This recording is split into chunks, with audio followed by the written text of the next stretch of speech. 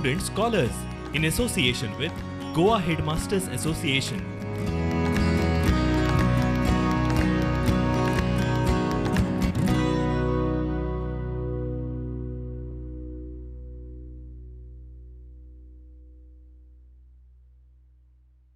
Hello students, have a great day ahead. Welcome to the history class Emergence of Nationalism in India Part 2. In the last class we learned about emergence of nationalism, their meaning, formation of Indian National Congress, Queen's Proclamation, era of moderates, era of extremists, Gandhian era and Khilafat question. Today, in today's class we are going to learn about withdrawal of non-cooperation movement, Simon Commission, demand for complete independence, civil disobedience movement, the Dandi March, Quit India movement, and at last, India's independence. Now, first let us learn about withdrawal of non-cooperation movement. The incident happened like this. The people were very furious because the Britishers were taking one after the one policy which were against the Indians. So the Indians decided to have a protest, and for a protest they were marching towards in the market. When the Britishers saw this, the police opened fire on unarmed crowd at Chaure Chaura in the district of Gorakhpur in Uttar Pradesh.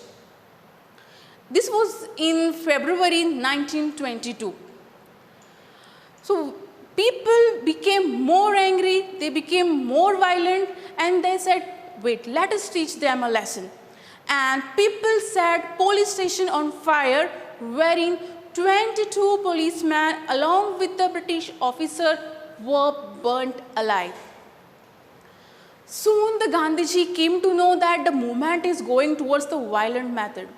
So during that time, he called off the movement. He decided to stop the movement at right point. And that's how you have the withdrawal of non-cooperation movement. After this, some Congress leaders wanted to take part in the election, and which was formed by the provincial legislature formed by the Government of India Act 1919.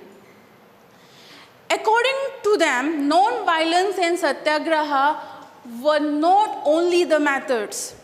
They felt that if we find the peaceful methods towards our attainment of Swaraj, we won't get the Swaraj, we won't get independence. For that reason, we need to fight for it. We have to struggle for it. And they decided they have to oppose the government first.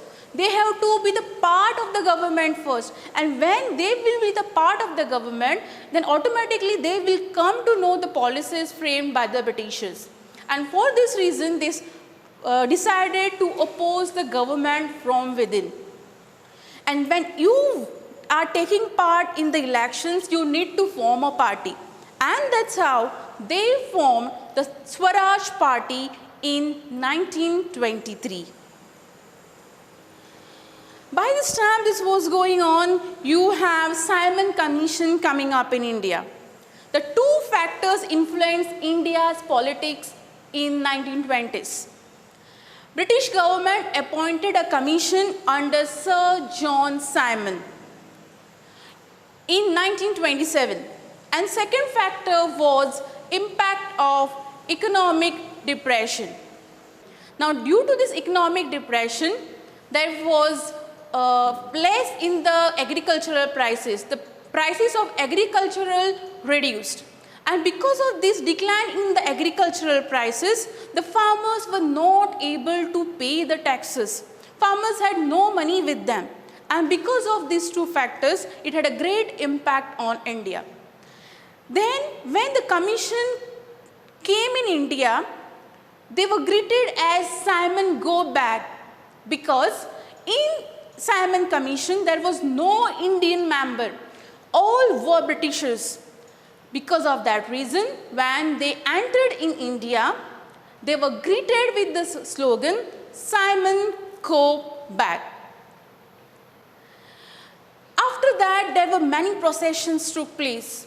And in that procession, A famous personality, Lala Rajpat Rai, was lathi charged by police.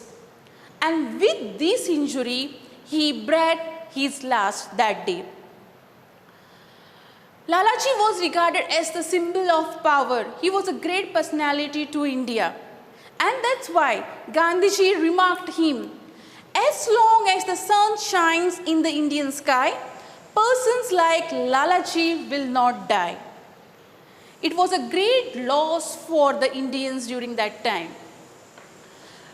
Since there was a great loss for the Indians, the different leaders wanted to take revenge of Lalaji's death. They wanted to kill the British officer, and one among them was Bhagat Singh. He was from Punjab. He was the member of Hindustan Socialist Republican Association. He led Navjawan Bharat Sabha. He threw a bomb in the assembly to make the deaf British hear. So when you want to make the deaf hear, the sound has to be very loud, right? So because of this reason, he threw a bomb on the assembly. The intention was very clear. He did not wanted to harm anyone. He did not wanted to kill anyone. But in the assembly, the two bills were supposed to pass. And Bhagat Singh did not want these two bills to be passed. So because of that reason, he threw a bomb in the assembly to disturb the assembly. And he was very successful in it. Then he killed John Saunders, the British officer, mistaking him as the responsible for Lalaji's death. Actually, he was not the one, but he killed John Saunders and mistaking him as the cause for the Lalaji's death. The other leaders were Chandrasekhar Azad, Rajguru, Sukhdev, Prafulla Chakki, Ram Prasad Bismil, Ashwagula Khan, Surya Sen, Khudiram Bose were some of the revolutionaries who believed in the violent action to achieve independence. Some of the human revolutionaries were Kalpana Datta, Bina Das, Pritilata Vadeyar, Sunidhi Chaudhary and Shanti Ghosh. Among all this, Madam Bikaji Kama was a great freedom fighter who first unflagged our Indian flag in Germany. Now in 1929 at Lahore session, Indian National Congress Party held its annual session. Every year they have a session, and during this time it was very important because the leadership was supposed to be passed from Pandit Motilal Nehru to Pandit Jawaharlal Nehru, from father to son. And during that time, they demanded a complete Swaraj, that is Purna Swaraj. Now they decided to have Independence Day on 26 January 1930 to prepare people to fight against the Britishers. They wanted a complete independence, and they decided to be 26 January 1930 as the Independence Day. They also passed a resolution for civil disobedience movement.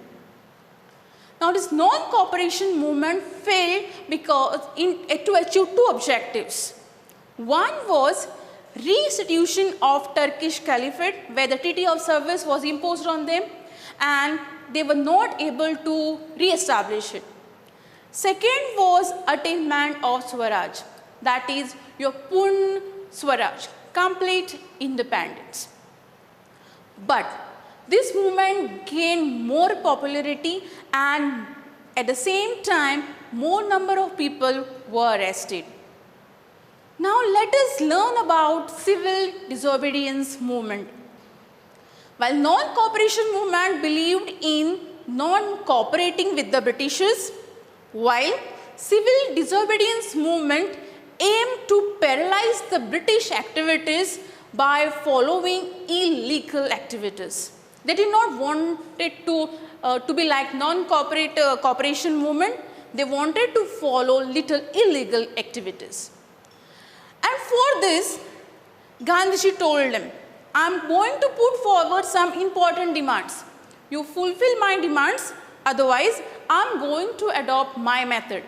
So he put forward certain demands such as abolition of salt tax, prohibition of liquor, to allow to manufacture of salt.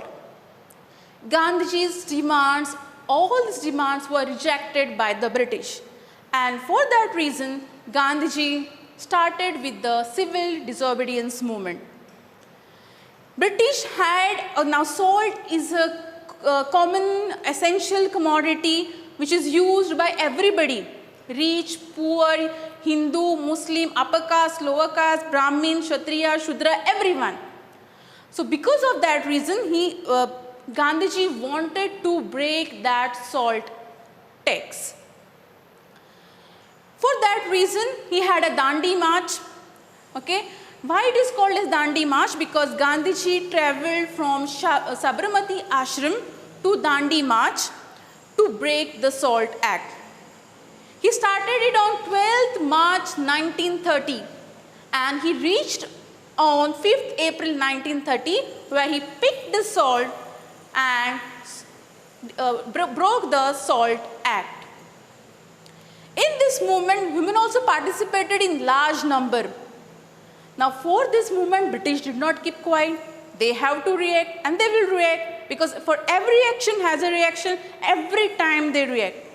So during this time also they reacted and arrested many people. They banned meetings, processions, lathi charge, and there was firing also where many people were wounded. On 4th May 1930, Gandhiji was arrested and salt making, salt peddling, banning of processions, meetings, all were the call of the day. And during this time, since Gandhiji was arrested, Muslim people and Hindu people came together and started working upon it. And you have Abbas Tyabji and Abdul Ghaffar Khan who joined the movement. They organized the volunteers corps called Khudai Khidmat Girls in northwest India. It was a non-violent movement. Khudai Khidmat Girls means service to God. It was a non-violent movement just established because they wanted to oppose the Britishers. Next we have reference to Chitgaon Armories. It was a revolutionary under Surya Sen. Now Chitgaon Armories was formed again to oppose Britishers. Now Armories is a place where the weapons are kept. It was raided, the Chitgaon Armories, it was raided, it was in Bengal and their weapons were looted. Now here women, men, young children, students, everybody started taking part in the movement. And here you have 10,000 people who were killed during this time. Now Gandhiji came to know that the movement is taking a violent step. So because of that reason, Gandhiji decided to call off civil disobedience movement and decided to enter a pact with Lord Irwin on 5th March 1931. Now pact means an agreement between the individuals or the parties. So he entered with a pact with Lord Irwin on 5th March 1931. Gandhiji was invited to participate in a round table conference at London. Gandhiji attended second round table conference and with that he returned with full disappointment of resuming civil disobedience movement. After this also, Gandhiji and many other Congress leaders were arrested again in January 1932. And during this time, British declared that Indian National Congress was an illegal organization. The organization which was ruling all the time, now the Britishers declared it as an illegal organization. But it was during this time that the movement gained more popularity and at the same time more number of people were arrested. So this was a great setback to Indians. The year 1928 to 1934 made a great change in the Congress. The Congress leaders, they saw that there was a greater unity, that all the people are coming together. Now the unity means it is a symbol of victory.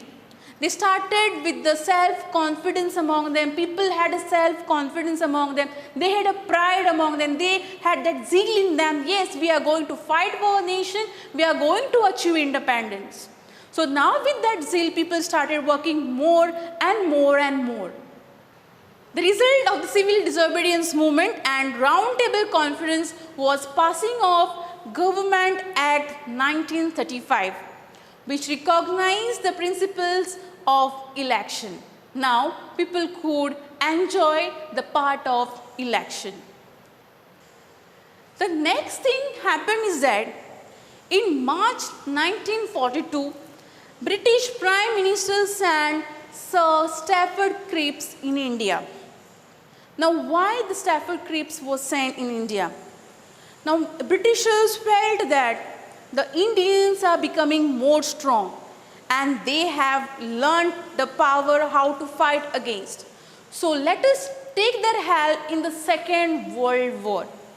In order to seek their support in the Second World War, in 1942, British Prime Minister sent Sir Stafford Cripps in India. The Cripps mission suggested, point number 1, a dominion status for the Indians. Point 2, the formation of Constituent Assembly after the war. They can form the Constituent Assembly but only after the Second World War.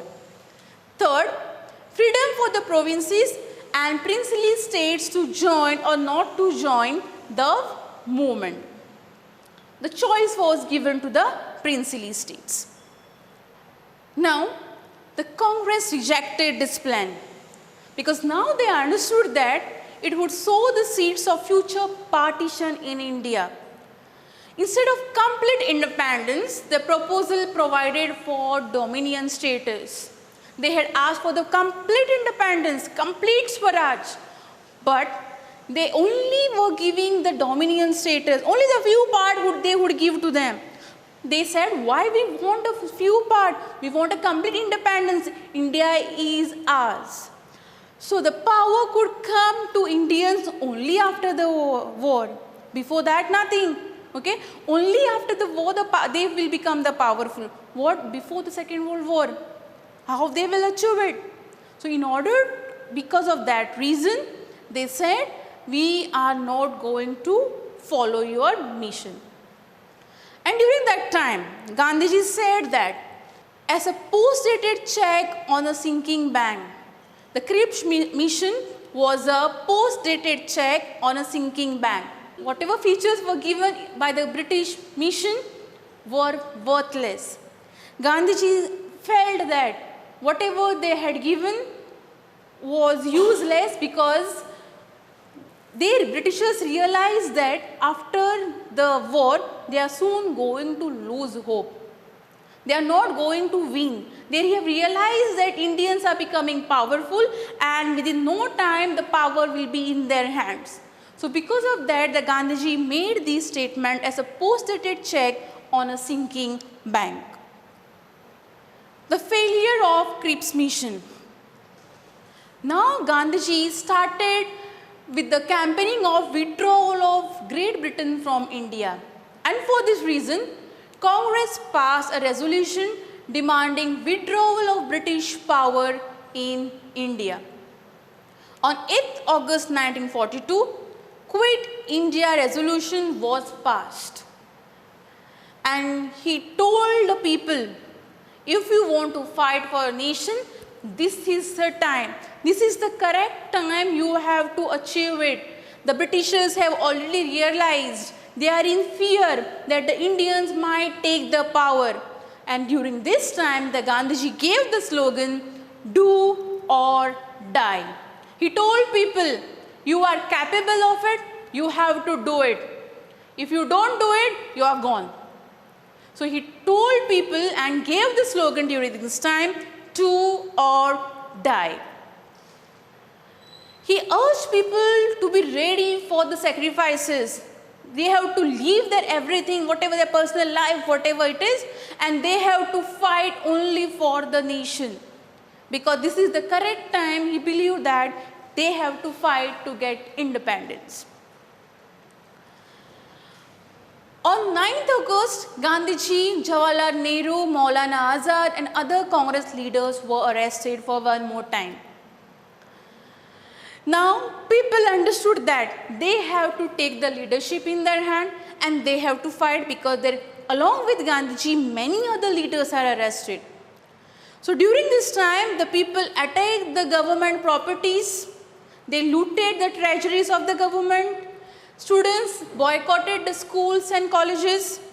In Satara and Mednipur, parallel government were set up to challenge the British authority. But here, man, women, children, whoever participated in large numbers were beaten up. They were lathi charged, there was firing, and in that 90,000 people were arrested and hundreds of people were killed. This made the Indians even more angry against the Britishers. The suppression of Quit India movement by the Britishers, what Britishers did, I told you before, when India is doing something, any revolt, any uprising, the Britishers don't keep quiet. They react very soon. And during this time, demonstrators were fired, demonstrators had to suffer severe hardships, ban was imposed on the press. Now the leaders could not publish anything on the newspapers, magazines. If they want to publish anything, they wanted to ask the permission of the government, and if suppose it is against the government, then that was not published. So there was ban on press. Hundreds of people were killed and injured through police firing.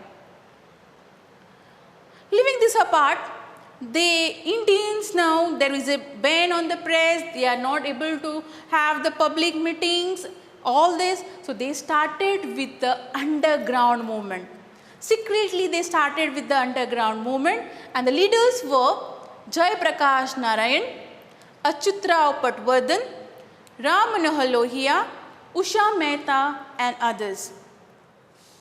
Among a human revolutionary, you have Aruna Asaf Ali.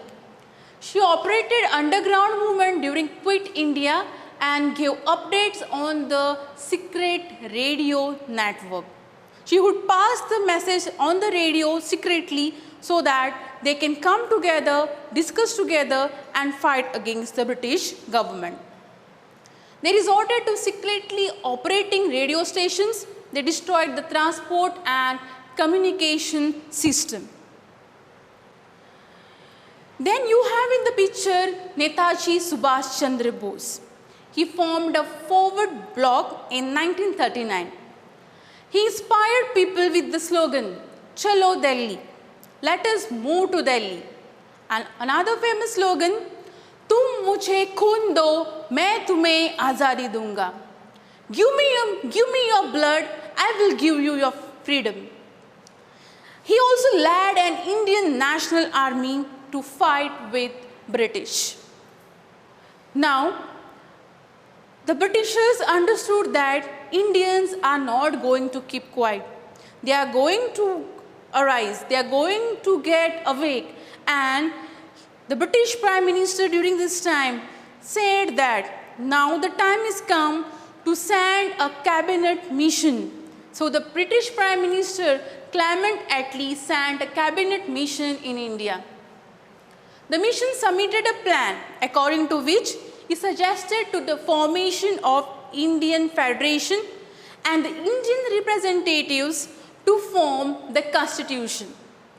Now, in basic words, the Constitution means the book where the rules and regulations are written down. It is a governing body where rules are mentioned. This plan of the cabinet mission was rejected by the Muslims because it did not mention a separate demand of Pakistan. So they did not like this cabinet mission plan. But the 16th August 1946 was observed as Direct Action Day. Students, remember this. On 16th August 1947, it was observed as Direct Action Day. During this time, Lord Wavell announced formation of an interim government on 2nd September 1946 with Congress members and Nehru as its head. Now, this interim government is nothing but a government which is formed for temporary part until and unless the permanent government is chosen. So, the temporary government, Lord Wavell announced that the formation of interim government and the Nehru will be its head. In March 1947, Lord Mountbatten was appointed as a viceroy. Lord Mountbatten had to play a very important role in this matter because the powers should be transferred from Britishers to Indians. So on 3rd June 1946, Mountbatten plan was announced by him which suggested independence to a divided nation. India would be divided into India and Pakistan. British Parliament passed the Indian Independence Act on July 1947, granting independence to a divided nation. So, on 14th August 1947, power was transferred to Indians from the Britishers. And Jawaharlal Nehru became the first Prime Minister of India. The first Prime Minister of India was Jawaharlal Nehru. The India gains independence. The most happiest part is the India getting independence. Now, the Union Jack was replaced with the Indian tricolor.